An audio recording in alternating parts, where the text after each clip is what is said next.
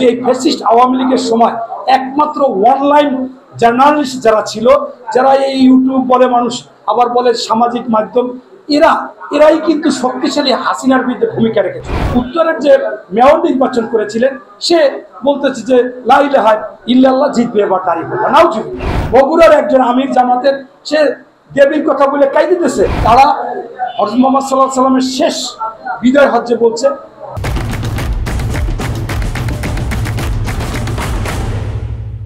যে কোনো ধর্ম নিয়ে বাড়াবাড়ি করবে না। এটাই আমরা বিশ্বাসী এবং বিএনপি এই মধ্যমপন্থী দল হিসাবে কোরআন হাদিস এবং মহানবী সাল্লাল্লাহু আলাইহি সাল্লাম আল্লাহকে বিশ্বাস করে এবং সেই কাজগুলোও করে, অন্য ধর্মরাও করবে সেটাই বিশ্বাসী। কিন্তু আজকে আমরা দেখতেছি যে তারা ক্ষমতায় আসার জন্য একজন জামাতের এমপি প্রার্থী যিনি আমির হামজা, তিনি সাংবাদিকদেরকে বলে ফেললেন যে আপনারা সংবাদ ধারণ করেন, আর আমাদের নবী করিম সাল্লাল্লাহু আলাইহি ওয়াসাল্লাম সংবাদ ধারণ করেছে, আপনারাও এই নবী করিম সাল্লাল্লাহু আলাইহি ওয়াসাল্লামের মতো কাজ করতেছে। এটা আসলে কোনো যুক্তিতে হতে পারে না। কারণ আপনারা জানেন যে এই ফ্যাসিস্ট আওয়ামী লীগের সময় একমাত্র অনলাইন জার্নালিস্ট যারা ছিল, যারা এই ইউটিউব বলে মানুষ আবার বলে সামাজিক মাধ্যম, এরাই কিন্তু শক্তিশালী হাসিনার বিরুদ্ধে ভূমিকা রেখেছিল। কিন্তু বড় বড় যারা সাংবাদিক ওখানে গিয়ে তাদেরকে শেখ হাসিনাকে তেল মারছে, আগে প্রশ্ন শিখিয়ে দিচ্ছে, আগে সেই প্রশ্ন করেছে, সেইভাবে উত্তর দিয়েছে। এমনকি আমরা চিহ্নিত করতে পারছি যে তারা হলুদ সাংবাদিক ছিল। এখন একজন সাংবাদিক কিন্তু যদি নিরপেক্ষও হয়, কিন্তু সে কিন্তু হযরত মুহাম্মদ সাল্লাল্লাহু আলাইহি সাল্লামের মতো সঠিক আল্লাহ প্রদত্ত কোনো বাণীকে আইনে পৌঁছাতে পারবে না। সে হয়তোবা যেটা দেখবে সেটা লাগবে, কিছু সময় পরে সেটা অসত্য হতে পারে। অথচ আজকে শুধুমাত্র ক্ষমতায় যাওয়ার জন্য, সাংবাদিকদেরকে খুশি করার জন্য বলছে আপনারা। এখন কালকে আমি দেখলাম একটা ছোট্ট মেয়ে, সে বলছে যে আমির হামজা, আপনাকে আমি প্রশ্ন করতে চাই যে ডাক পিয়ন তিনিও তো সংবাদ মানুষের পত্রপত্রিকা নিয়ে দেয়, তাহলে তাদের চিঠি দেয়, তাহলে আপনি কি 2 দিন পর তাদেরকেও বলবেন যে তোমরাও নবীর সাথে তুলনা করবেন? এটা কি করা যায়? এবং আপনারা দেখেছেন যে বাংলাদেশে এই জামাতের যে বুদ্ধিজীবী, যে আন্তর্জাতিক মানের তারা দাবি করে, ব্যারিস্টার শিশির মনির, তিনি গিয়ে বলল যে বিষ্ণু, কৃষ্ণ আর মোহাম্মদ একই কাজ করে। নাউজুবিল্লাহ। আপনারা বলেন একই কাজ যদি করতো তাহলে উনি কেন শেষ নবী এবং রাসূল এবং আল্লাহর দোস্ত হতেন? এটা হতে পারতেন না। তাই এই ক্ষমতায় যাওয়ার জন্য তারা এই নিয়মিত এই কথাগুলো বলে যাচ্ছে। আপনারা জানেন যে উত্তরের যে মেয়র নির্বাচন করেছিলেন সে বলতেছে যে লা ইলাহা ইল্লাল্লাহ জিতবে, এবার দাঁড়িয়ে পড়বে নাউজুবিল্লাহ। আবার দেখেছেন যে দক্ষিণের বুলবুল সাহেব যে আমি, তিনি এক হিন্দুদেরকে ডেকে নিয়ে বলছে যে আপনারা যদি এই আপনাদের দেবতাকে তুষ্ট করতে পারেন আপনারা কামিয়াব হবেন, মানে জান্নাতে যাবেন নাউজুবিল্লাহ। আপনি গীতা পাঠ করতেছে, সেখানে গিয়ে আমার এলাকার বাগেরহাট চাইরের যে এমপি প্রার্থী, ওনার সাথে আমার ভালো সম্পর্ক, ভালো লোক, এবং আমরা একসাথে আন্দোলন সংগ্রাম করেছি, মানুষকে জামিন করাইছি।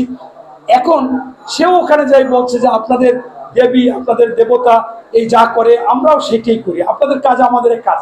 পরে উনি যদিও ক্ষমা চেয়েছে। এরকম অহরহ বগুড়ার একজন আমির জামাতের সে দেবীর কথা বলে কাই দিতেছে যে আমরাও আগে হিন্দু ছিলাম, এখান থেকে আমরা এসেছি মুসলমানে, ওই দেবী আমাদেরই দেবী, কাই দিচ্ছে। অর্থাৎ আপনার স্পষ্টভাবে এরা ক্ষমতায় যাওয়ার জন্য, তারা আজকে ভারতকে খুশি করার জন্য। আপনি দেখেন বাংলাদেশে মুসলমান 93%, আর 7% অন্যান্য ধর্ম, তাতে হিন্দু হয়তো বা 6% হতে পারে বা 5.5% হতে পারে। হিন্দুরা কিন্তু জানে যে স্বাধীনতা যুদ্ধের সময় তাদের লুঙ্গি খুলে যেটা হিন্দু পাইছে মেরে ফেলেছে, যে মেয়েটা হিন্দু তাকে জোর করে আগে বেশি নিয়ে গেছে। মুসলমান তো নিছি, ওরা কিন্তু জানে যে তাদের জন্য এই যারা বলতেছে ইসলাম এরা আসলে ভালো না, এরা প্রতারক, এটা বুঝতেছে। কিন্তু কেন আজকে এই 5% 6% হিন্দুদের পূজা মণ্ডপে গিয়ে পোষাচ্ছে, খাচ্ছে এবং তাদেরকে বলতেছে যে লালুক হই, আপনাদের এই প্রশংসা করতেছে? এর মূল উদ্দেশ্য হচ্ছে ভারতকে খুশি করা। ভারতকে খুশি করে যে কোনোভাবে ক্ষমতায় আসতে চায়। আপনারা দেখেছিলেন যে রক্তের দাগ শহীদদের শুকাইছিল না। আপনি জানেন যে বাংলাদেশে আফরার ফাহাদ প্রথম ওই আধিপত্যবাদীদের বিরুদ্ধে প্রথম শহীদ, মেধাবী ছাত্র। অথচ আমরা দেখলাম যে জুলাই আন্দোলনে হাজার হাজার শহীদ হলো, হাজার হাজার পঙ্গুত্ব বরণ করলো। তাদের রক্তের দাগ না শুকাবার আগেই জামাতের আমির মহোদয় বলল যে আমরা জামাতের মানে ভারতের সাথে এমন সম্পর্ক রাখতে চাই, তারা প্রতিবেশী, তারা নাকশ হয়, কষ্ট পায়, এই ধরনের ব্যবহার আমরা করতে চাই না। আমরা চাই সুসম্পর্ক থাকবে, তাদের সাথে আমরা বন্ধুত্ব রেখে সমঝোতা রেখে রাজনীতি করবো। সাথে সাথে অমিত শাহ বললো যে আমরাও চাই আপনাদের সাথে বসতে। মানে কি, অর্থাৎ আগের মতো একটা গোলাপ দাসত্ব কৃতদাস পেয়েছে, কারণ ভারতকে খুশি করছে, অতএব তারাও আবার ওয়েলকাম জানায়। মুদ্রা কথা হচ্ছে ক্ষমতায় যাওয়ার জন্য আজকে স্পষ্টভাবে ধর্ম, নীতি, নৈতিকতা, মূল্যবোধ, সততা বিসর্জন দিয়ে তাদের কাছে ক্ষমতা এবং ভোট বড় আকার ধারণ করেছে। এইটা আমরা আজকে জামাতের কাছে দেখেছি। এরপর তো আমার কাছে অনেকগুলো ভিডিও আছে যে জান্নাতে যাবে যদি দাঁড়িপাল্লায় ভোট দেয়, সেইটাই প্রমাণ হয় যে আল্লাহর সাথে শিরক করতেছে। এবং এইটাকে আবার ঘুরিয়ে ফিরিয়ে তারা ব্যাখ্যা দিচ্ছে যে নবীর সাথে এইভাবে তুলনা করছে। কোনোভাবেই তুলনা করা যাবে না, কোনোভাবেই তুলনা করা যাবে না।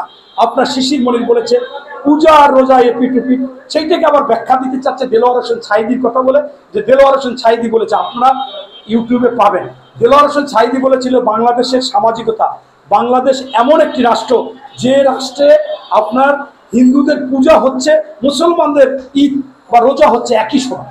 এটা একই সময় হতে পারে, সেইটা এক জিনিস। এরপরে সে বলছে যে পূজা মণ্ডপে কোনো মুসলমান যেতে পারে না, আপনারা যাবেন না, যাবেন না, যাবেন না। আপনি ঈদের নামাজে কি উনি এসে নামাজ পড়ে? আপনি যদি কোরবানিতে গরু কোরবানি দেন, ওনার ধর্ম উনি করবে, প্রয়োজন ওনার বাড়িতে যাবেন, সুখ দুঃখের খবর রাখবেন, উনি রাষ্ট্রীয় পাইছে কিনা। কিন্তু ওনার ছেলে শামীম সাঈদীও সেটা বিশ্বাস করেন। মুদ্রা কথা হচ্ছে জামাত ইনিয়ে বিনিয়ে বিভিন্ন তর্ক বিতর্ক দিয়ে এগুলোকে আবার হালাল করতে চায়। আমি যদি জামাত ভাইদেরকে বলি যে ভাই, আমি যখন ছাত্র ছিলাম, ছাত্র থাকার পরেও যখনই দেলোয়ার হোসেন সাঈদীর ওয়াজের কথা শুনতাম, মাহফিলের কথা শুনতাম, আমি যত কষ্ট সব ফেলে চলে যেতাম, ওনার কথা শুনতাম। আমি তো ওনার কথা রাখছি। আমি পূজা মণ্ডপে গেছি, যাওয়ার কথা না, যেহেতু বিএনপি করি, নির্বাচন করতে চাই, গিয়ে প্রথমেই বলছি ধর্ম যার যার উৎসব তার তার, ধর্ম যার যার উৎসব তার তার, নিরাপত্তা, সামাজিকতা, মানবিকতা, রাষ্ট্রীয় অধিকার সবার। এই জন্য আমাদের বিএনপির ভারপ্রাপ্ত চেয়ারম্যান মহোদয় তারেক রহমান পাঠিয়েছেন যে আমরা কিভাবে আপনাদের সেইগুলো ক্ষতিগ্রস্ত হচ্ছে কিনা, আপনারা সেইটা পাচ্ছেন কিনা। আমি কিন্তু আপনাদের পূজা দেখতে আসিনি, আমি পূজা পরিদর্শন করতে আসি। আমি কিন্তু আপনাদের প্রসাদ খাবো না, কারণ এটা আপনাদের ভগবান বা প্রভু বা দেবতার নামে, আল্লাহর নামে নাই, এটা আমি খাবো না। আপনারা কি কষ্ট পাইছেন? বলে যে না। আমি বললাম পাইছেন। আপনাকে যদি একটা উদাহরণ দেওয়ার পাবেন না। আমি যদি কোরবানির দিন কোরবানি দিয়ে বলি ভাই আপনাদের সমাজের লোক উৎসব সবার আসেন, একটু কোরবানির গোস্ত খাবেন, তখন কিন্তু আপনি খাবেন না, তখন কিন্তু আপনি খাবেন না। এই যে আপনাকে সেটা খাবেন বলছে না, তাহলে কি হবে? বলছে আমার উপর জুলুম হবে, অন্যায় হবে, অবিচার হবে। আমি বলছি আমিও যদি আজকে আপনার প্রসাদ খাই, তাহলে আমার উপর অন্যায় হবে, অবিচার হবে। আমি যদি পূজায় এই প্রণাম করি বা এটাও আমার অন্যায় হবে। তাই ওনারাও বুঝতে পারছে যে এটা বিশ্ব প্রতারণা করতেছে ওনাদের। আমি বলছি আমাদের রাষ্ট্র ক্ষমতায় বিএনপি 4 বার ছিল, আপনাদের কি কাউকে কি কোনো সময় বলছে যে পূজা হবে না? আপনি বলছে না, আপনাদের ভারতে যেতে বলছে না। শেষ পেশে আমি বলেছি আমি এই খামে কিছু টাকা দিচ্ছি, এই টাকাটা আমরা জানি ছোটবেলা থেকে হিন্দু মুসলমানরা আমরা একসাথে বড় হয়েছি। আপনার উৎসবের দিনে মানুষকে খাবার দেন, কিছু কাপড় চুপড় দেন যারা দুস্থ গরিব।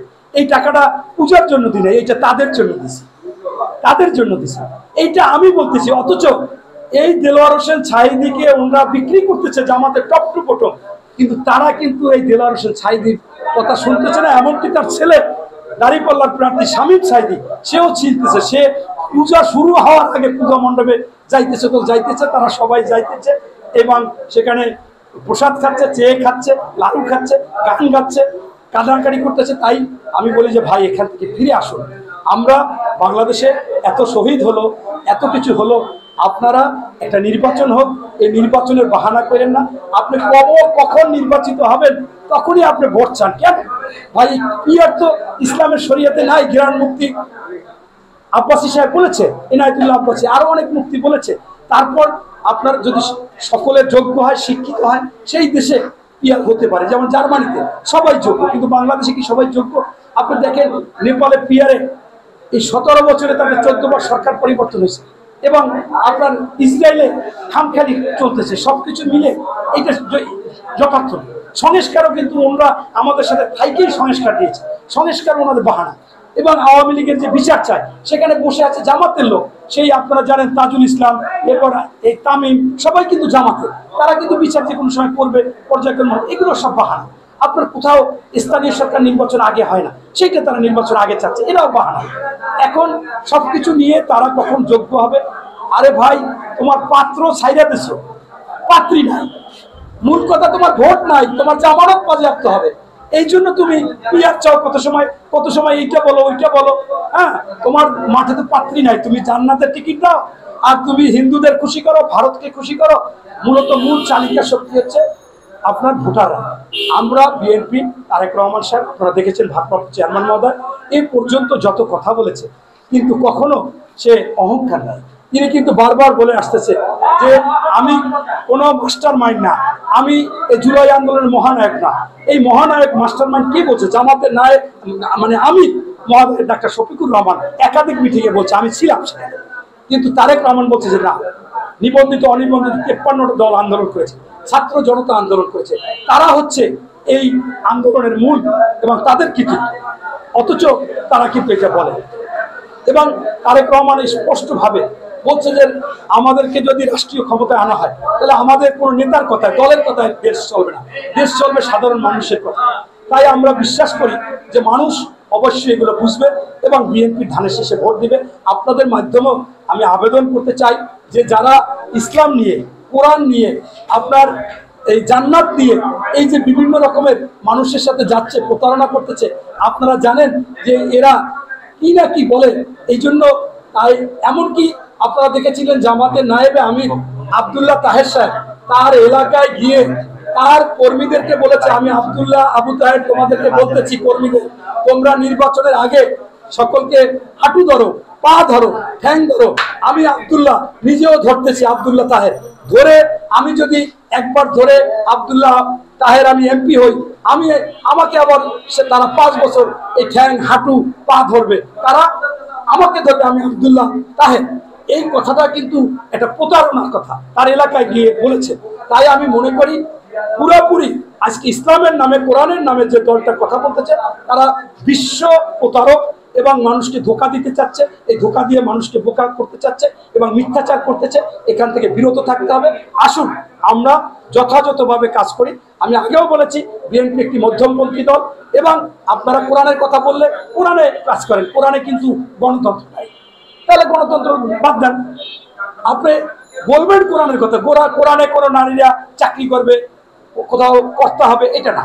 নায়িকারা গান গাইবে, এটা হবে না। নাচবে, গাইবে, এটা হবে না। ওনারা বলতেছে এগুলো সব করবে। তাহলে কি ধরনের চাই আপনি?